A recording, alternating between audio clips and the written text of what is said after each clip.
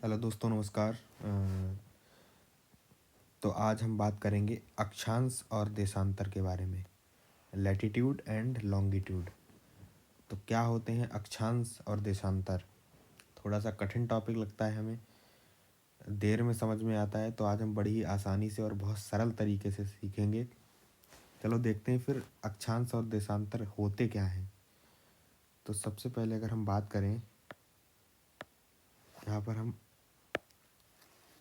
पृथ्वी बना लेते हैं। ठीक है, ये हमारी पृथ्वी बन गई और इस पृथ्वी पर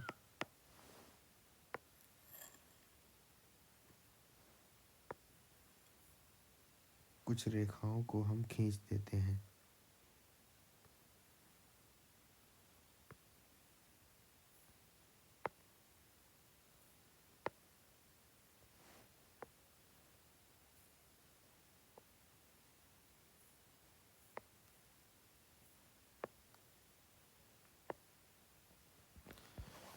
तो हमने क्या किया, यहाँ पर कुछ रेखाओं को खींच दिया है। अभी समझ नहीं आएगा, अभी आएगा बहुत जल्दी। हाँ, तो क्या होते हैं अक्षांश और देशांतर? तो अगर अक्षांश और देशांतर की अगर हम बात करें, तो अक्षांश और देशांतर हमारी पृथ्वी पर कोई भी ऐसी कोई रेखाएं हैं नहीं, केवल इन रेखाओं की कल्पना ही की गई है। तो अक्षांश और देशांतर जो हैं काल्पनिक रेखाएं हैं। तो अब हम सोचेंगे कि जब कल्पना ही की गई है तो इनकी कल्पना क्यों की गई है? तो इनकी कल्पना इसलिए की गई है क्योंकि इतनी बड़ी पृथ्वी पर किसी भी स्थान की जो भौगोलिक स्थिति है, जो उसकी लोकेशन है, उसका आसानी से पता कैसे लगाया जाए, तो उसके लिए इन काल्पनिक रेखाओं की ज़रूरत पड़ी। इन काल्पनिक रेखाओं की सहायता से ही हम किसी भी स्थान की भौगोलिक स्थिति जो है उसे निर्धारित कर सकते हैं बड़ी ही आसानी से। तो अक्षांश किसे कहते हैं? तो अक्षांश की अगर हम बात करें तो हमारी पृथ्वी पर जो भी क्षैतिज रेखाएं हैं, कहने का मतलब है कि पृथ्वी के केंद्र से पृथ्वी की सतह पर किसी भी स्थान की कोणीय दूरी को अक्षांश कहते हैं। तो ये जो सीधी सीधी क्षैतिज रेखाएं जो हमें दिखाई दे रही हैं, हॉरिजॉन्टल जो लाइंस हैं, इन्हें बोलते हैं हम अक्षांश। अब अक्षांश रेखाओं की अगर बात करें तो जो अक्षांश रेखाएं कहाँ से शुरू होती हैं? तो ये शुरू होती हैं 0 डिग्री से। 0 डिग्री, 1 डिग्री, 2 डिग्री, ठीक है, 3 डिग्री, कहीं ना कहीं ऐसे ही आएगा। 1 डिग्री, 2 डिग्री, 3 डिग्री, 4 डिग्री, मान ले रहे हैं हम इसे ऐसे। इसी प्रकार से नीचे 1 degree, 2 degree, 3 degree, 4 degree, 5 degree, और भी बहुत सारी हैं जो कि यहाँ पर पूरी पृथ्वी नहीं आ सकती और सारी रेखाओं को भी नहीं दिखाया जा सकता है। तो हम इसे इस तरह से भी लिख सकते हैं, इसे 1 डिग्री, 2 डिग्री, 3 डिग्री कहीं होगा, 4 डिग्री होगा, 5 डिग्री होगा, 6 डिग्री होगा, 7 डिग्री होगा, 8 डिग्री होगा, इस तरह से यहाँ तक 90 डिग्री तक आएगा। ठीक है, इसी प्रकार से ऊपर अगर हम चलेंगे तो 1 डिग्री, 2 डिग्री, यहाँ पे 2 डिग्री, 3 डिग्री, यहाँ 4 डिग्री, 5 डिग्री, 6 डिग्री, 7, ऐसे ऐसे 90 डिग्री तक ऊपर जाएगा। अब ऊपर और नीचे इसे हम इस तरह से नहीं बोलेंगे, तो हम क्या बोलते हैं इसे? ऊपर वाले को हम बोलते हैं उत्तरी अक्षांश।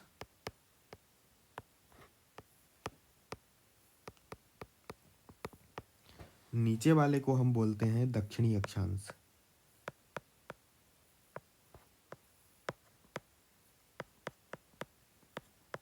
ठीक है, इतनी बात समझ में आई हमें?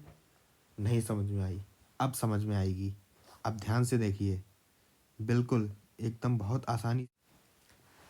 हाँ, यहाँ देखेंगे अब।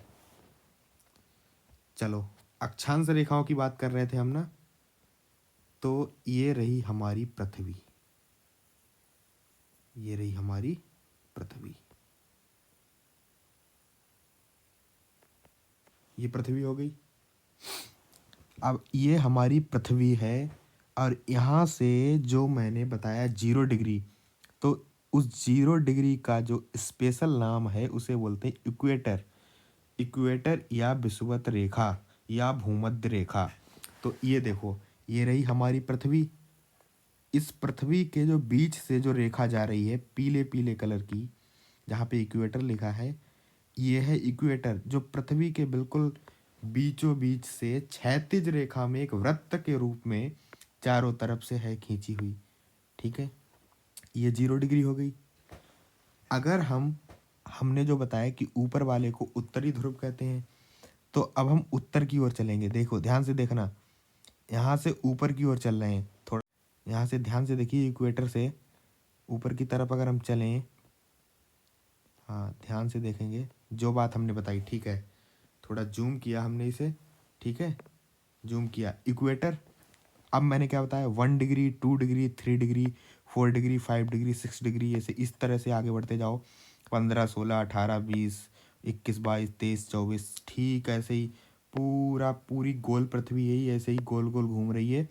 आगे तक चलेंगे, आगे तक चलेंगे, पूरा आगे तक जाएंगे, आगे तक जाएंगे, जाते जाते जाते जाते ये देखो, यहाँ हम लोग पहुँच गए 90 डिग्री। ये है उत्तरी ध्रुव, 90 डिग्री नॉर्थ, यानी ये है नॉर्थ पोल। ठीक है, इतनी बात हमें समझ में आई। तो ऊपर की जो भी रेखाएं अभी हमने बताई वो समझ में आ गई। अब देखो, अब से जूम आउट करते हैं थोड़ा। अब ये फिर से हम पहुंचते हैं इक्वेटर पे। हाँ, इक्वेटर पे पहुंच गए। ठीक है, नॉर्थ पोल की देख ली हमने। अब नीचे चलते हैं साउथ पोल की तरफ। अब ध्यान से देखना, साउथ पोल पे ध्यान से देखना, साउथ पोल की तरफ देखो, यह 0 डिग्री, ऊपर नॉर्थ पोल 1, 2, 3, नीचे south 1 degree, 2 degree, 3 degree, 4 degree.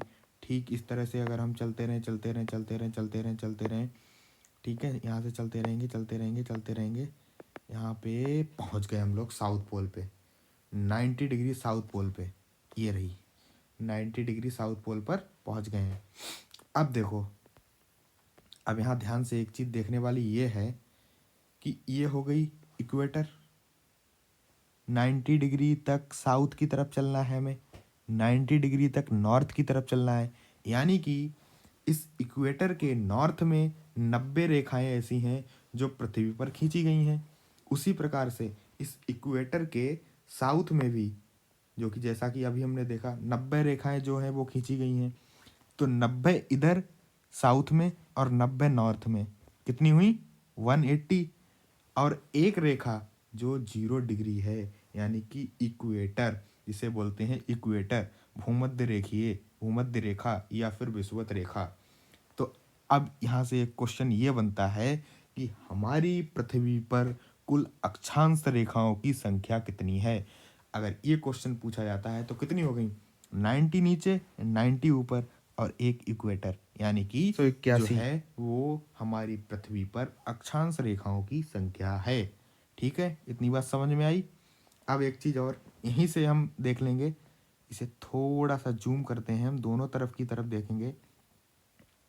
हाँ, इधर देखो, 1 डिग्री नॉर्थ, नीचे 1 degree south, 2 degree north, 2 degree south. ठीक है, अब अगर हम बात करें कि ये जो अक्षांश रेखाएं हैं, अब हमें पूरी तरह से दिखाई यहाँ पे दे रहा होगा कि किन्हीं भी दो के बीच की जो दूरी है वो बिल्कुल समान है और कोई भी रेखा एक दूसरे को काट नहीं रही है। तो इसका मतलब क्या हुआ कि हमारी पृथ्वी पर अक्षांश रेखाएं एक दूसरे के समांतर हैं, एक दूसरे के समांतर हैं। और किन्हीं भी पृथ्वी पर स्थित अक्षांश रेखाओं में किन्हीं भी दो अक्षांश रेखाओं के बीच की दूरी जो है वो हमेशा बराबर होती है। ठीक है, बराबर होती है। ठीक है, बराबर होती है तो कितनी होती है, ये एक क्वेश्चन बनता है इम्पोर्टेंट। तो ये भी याद रखेंगे कि हमारी पृथ्वी पर जो स्थित अक्षांश रेखाएं हैं जो कि क्षैतिज वृत्त में होती हैं, किन्हीं भी दो, चाहे यहाँ से यहाँ से यहाँ से यहाँ से कहीं से भी किन्हीं भी दो अक्षांश रेखाओं को अगर हम उठाएंगे तो उनके बीच की दूरी बराबर और 111 किलोमीटर होती है। ये बहुत ही इम्पोर्टेंट क्वेश्चन है, इसे हम याद भी रखेंगे। 111 किलोमीटर होती है। दूसरी चीज हो गई। तीसरी चीज हमें ये देखना है कि इन दो अक्षांश रेखाओं, कोई भी अक्षांश रेखाएं हम लेंगे, 1 2 के बीच में लेंगे या 0 1 के बीच में लेंगे या 1 डिग्री नॉर्थ से 2 डिग्री नॉर्थ के बीच लेंगे, तो इनके बीच की जो दूरी है, इस दूरी को ये पूरा क्या कहलाता है।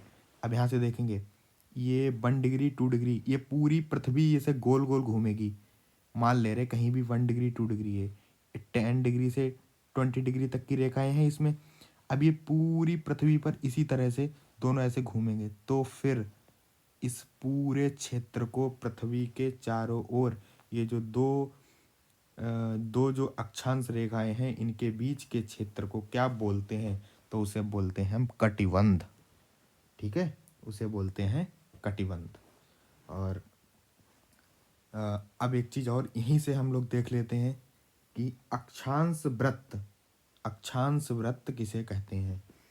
अगर अक्षांश वृत्तों की बात करें, ठीक है, अक्षांश वृत्त भी देख लेते हैं। तो देखो,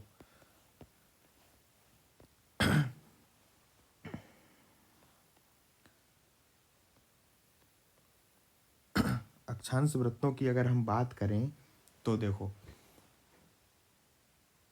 एक यहाँ तक की जो रेखाएं हैं वो यहाँ तक 90 हो गई, नीचे भी 90 हो गई। अगर वृत्त की बात करें तो रेखाएं तो 90 तक हैं, लेकिन वृत्त जो है वो यहाँ एक वृत्त नहीं है। ये क्या है, ये एक बिंदु है।